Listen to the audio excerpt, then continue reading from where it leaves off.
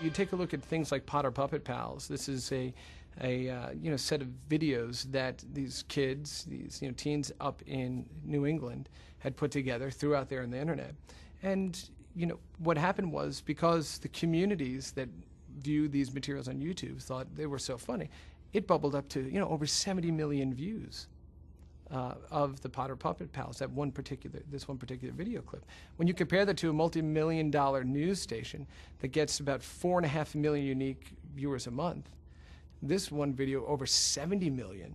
Right? When you break it down over the 2 years it's been running, it is achieving basically 2/3 the audience with a $200 commercial, hand camera, and 3 kids are achieving the same audience or reach as a multi-million-dollar news affiliate. It's changed the landscape of delivering information, thought to the world, right? Because, like I said before, for the first time in the history of humanity, anybody can broadcast a message to the planet almost unimpeded. And we've never had that reach before. And it just means the world of possibility beyond that is something we're just starting to explore. We are just getting started with this. Consider what the consumer electronics industry and what the general consensus is. That people are moving to high definition, the highest level of quality for things, right? HDTV is finally here. Digital television has now replaced analog television in the United States, right? These are the standards. Everybody's moving to this. Everyone's going to watch and demand everything in HD. The amount of people that watch YouTube and videos on the web dwarf by a wide margin the amount of people watching HD. Consider music, right? The quality of MP3s versus CDs versus vinyl is horrible. But MP3 is a dominant format. Why? Because it's all about accessibility.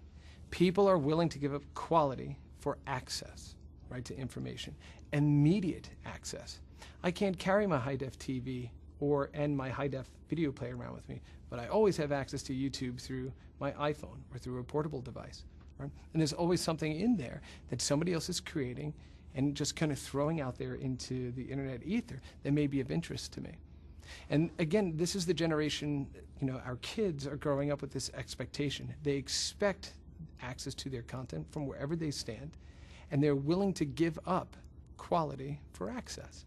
And that's the way it works. Let's put it this way.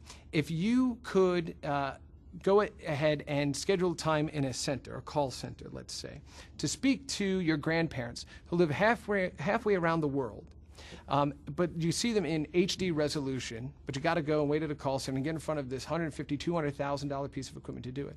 Or you throw up this video on Skype that's 640 by 480. Sometimes it gets a bit grainy. Which one are you going to do?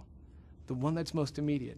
I can turn that machine on in my house at any time, see my family from around the world, and just the fact that I can see them and hear their voice is that bridge that matters, right? The extra 20% in terms of fidelity that I'm going to get by driving to a center and trying to place that call isn't worth the time. I'd rather spend that time talking to the people I care about. And so again, accessibility is really the key to all of this stuff. Right? Now, I think in the future we're going to continue to see, we are going to continue to see progress in that quality in terms of instantly accessible material. But we're not there yet, right? And people are fine with that.